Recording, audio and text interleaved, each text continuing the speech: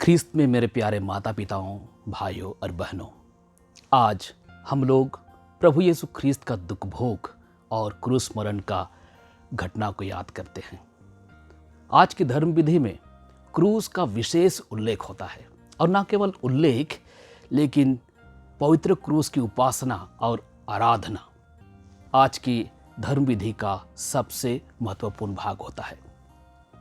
आज क्रूस ही हमारा जीवन है, क्रूस ही हमारा गौरव, क्रूस ही हमारी मुक्ति और क्रूस ही हमारी पहचान है। क्रूस पर प्रभु यीशु ख्रीस्त का मुक्तिदायी मरण की घटना, जिसकी हम लोग आज वार्षिक यादगारी मनाते हैं। इस घटना के पहले क्रूस का वजूद कुछ और था, क्रूस का अर्थ कुछ अलग था, क्रूस का स्थान कहीं और था। जो क्रूस दुनिया को भयभीत करने के लिए बना था, जो अपमान को सूचित करता था, जो यातना और दर्द का प्रतीक था, जो क्रूरता के लिए इस्तेमाल होता था, ईश्वर उसी क्रूस को बना रहे हैं मुक्ति का साधन। ईश्वर उसी क्रूस को साधन बना रहे हैं जीवन का। क्रूस एक दंड था, एक नई सोच को, आंदोलन को दबाने का। लेकिन अब यीशु का स्पर्श और मरण द्वारा क्रूस साधन बन गया है नए मार्ग का, नया पंथ का। यह क्रूरता और दहशत के इरादे से बना था, लेकिन यह दिलों में विश्वास जगाया। आज यही क्रूस हमारी शांति और सुकून है। यह आशा और उम्मीद को तोड़ने के लिए था, लेकिन आज हमारे लिए यह आशा और विश्वास का बीज बना। क्रूस जो उपहास का एक वस्तु था, आज हम उस पर गौरव करते हैं, उसकी महिमा गाते हैं।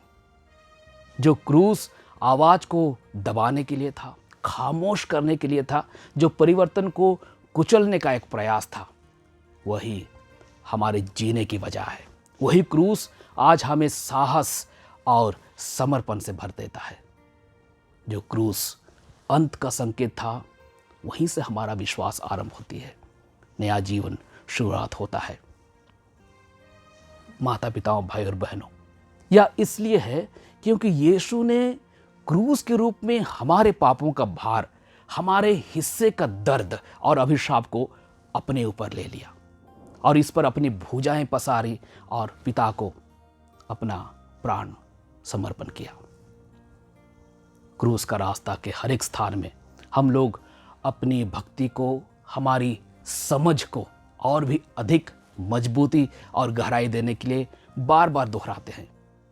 हम तेरी आराधना करते हैं हे ख्रीस्त, और तुझे धन्य कहते हैं, क्योंकि तूने अपने पवित्र क्रूस के द्वारा इस दुनिया को बचाया।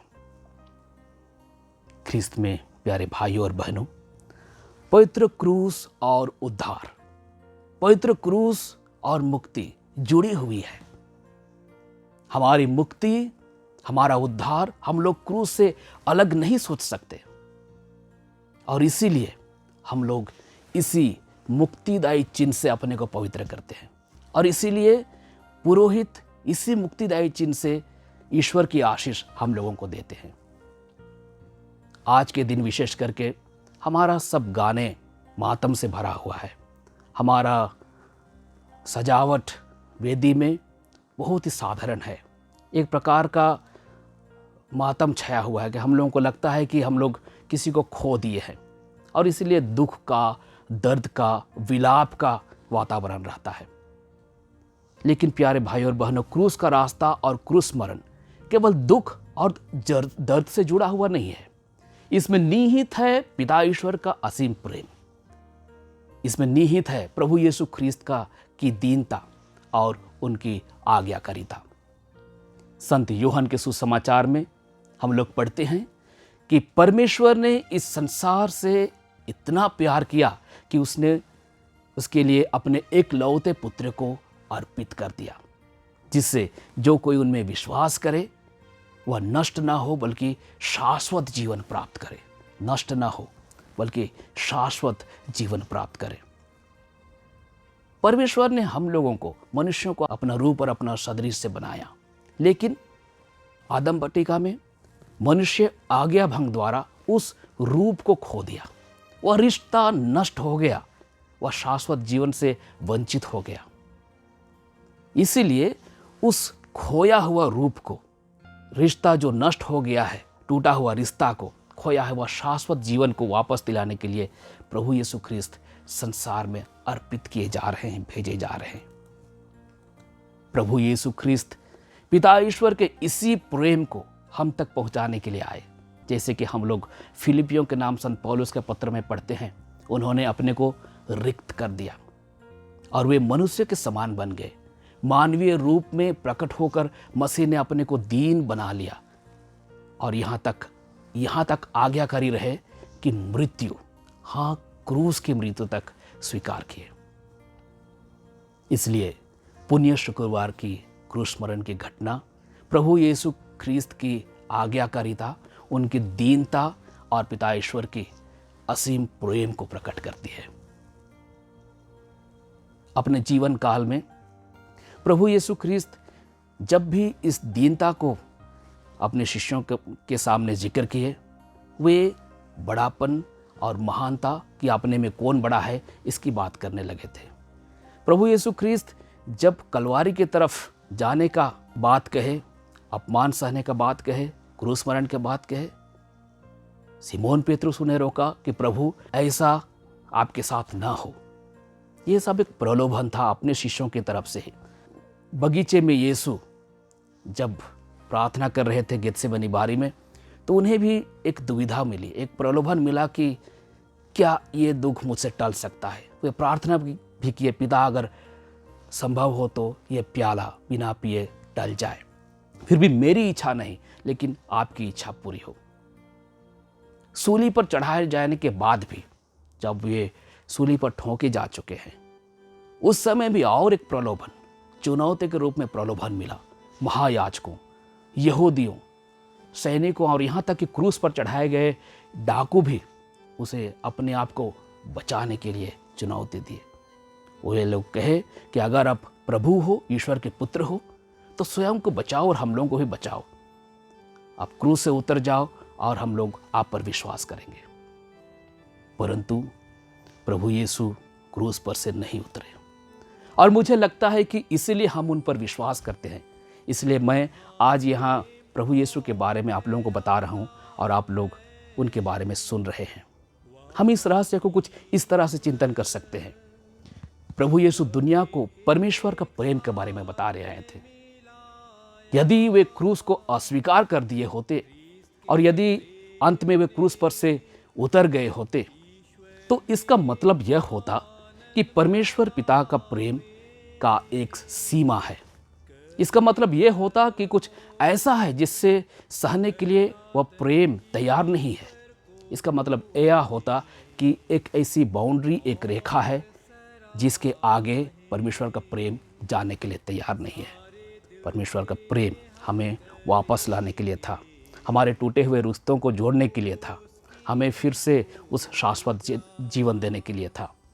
और इसलिए इसका मतलब होता कि वह प्रेम हमें वापस लाने के लिए तैयार नहीं है। परंतु प्रभु यीशु ने पूरी यात्रा की, क्रूस पर अपना प्राण दे दिया। और इसका मतलब यह है कि सचमुच पिता ईश्वर का प्यार की कोई सीमा नहीं है, कि पूरे विश्व में ऐसा कुछ भी नहीं है जिसे वो पिता ईश्वर का प्रेम सहने के लिए तैयार नहीं है। ऐसा कुछ भी नहीं है यहाँ तक कि क्रूस मरण भी नहीं जिसे पिता ईश्वर का प्रेम सहने से इनकार कर देगा। प्यारे माता पिताओं, भाइयों और बहनों, मारे जाने वालों में यीशु ना तो पहला निर्दोष व्यक्ति थे और ना ही आखिरी हैं। आज हमारे समाज में भी हम अगर गौर करें तो पाएंगे कि ऐसे लोग हैं जो बिना किसी अपराध के सलाखों के पीछे हैं, बिना किसी गुनाह के दंडित हैं, शोषित हैं और मारे जा रहे हैं। अगर हम ध्यान से देखें तो प्रभु यीशु का दुख भोग का वर्णन हम दैनिक अखबारों में पाए जाने वाले निर्दोष व्यक्तियों पर अभियोग, अत्याचार, शोषण और उनकी मृत्यु को प्रतिबिंबित करता है। आज हमारे ही इर्द गिर्द, हमारे ही शहर या गांव में मानवीय हिंसा, लोभ और स्वार्थ का शिकार होकर कई निर्दोष व्यक्ति कष्ट झेल रहे हैं या मारे गए हैं। शायद ये सब हमें याद ना हो या हम लोग इनको याद रखने लायक नहीं समझते। फिर भी 2000 से अधिक साल पहले घटित यीशु के दुख भोग और क्रूस पर मरण की घटना की यादगारी में हम यह दिन बिताते हैं और आज की इस धर्म विधि में भाग लेते हैं। शायद यीशु पर जो बिता उसके लिए हमें दुख हो रहा होगा। शासकों और यहूदियों पर हम क्रोधित हो रहे होंगे। यीशु के दोस्तों और रिश्तेदारों के लिए हमारे दिल में संवेदना उमड़ रहा होगा। फिर भी हम लोग उन पीड़ितों और निर्दोष व्यक्तियों का दर्द को भूल जाते हैं। बहुत ही आसानी से हमारे ही आसपास घटित होने वाली कलवारी के दृश्यों से हम लोग मुंह फेर लेते हैं। दुख भोग की कथा जितना प्रभु यीशु का है, उतना ही उन लोगों का है जो प्रभु यीशु पर अभियोग लगाए, उतना ही उन लोगों का है जो उनका विश्वासघात किए, जो उन्हें त्याग दिए, वहां से भाग खड़े हुए या इन सब से अपनी आंखें बंद कर लिए।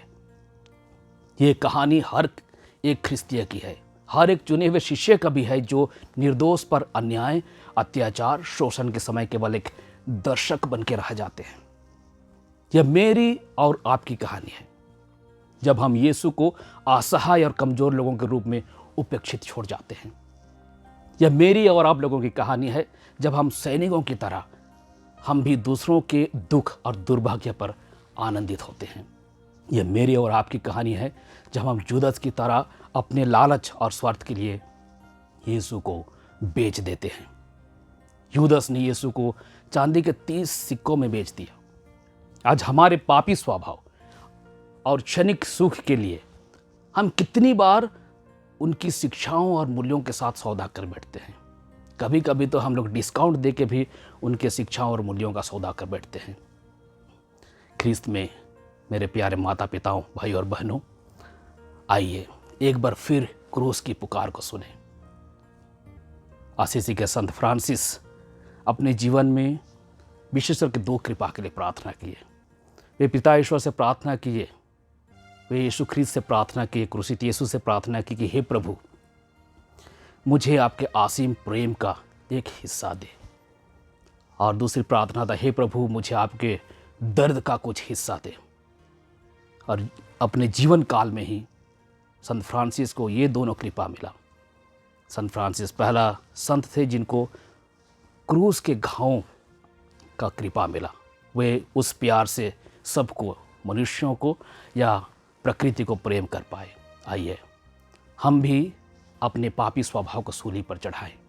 हमें शायद वो पवित्र घाव ना मिले, लेकिन हमारे निस्वार्थ सेवा उसी क्रूस का बलिदान का एक प्रतीक है। हमारी सेवा उसी क्रूस का बलिदान का एक प्रतीक है।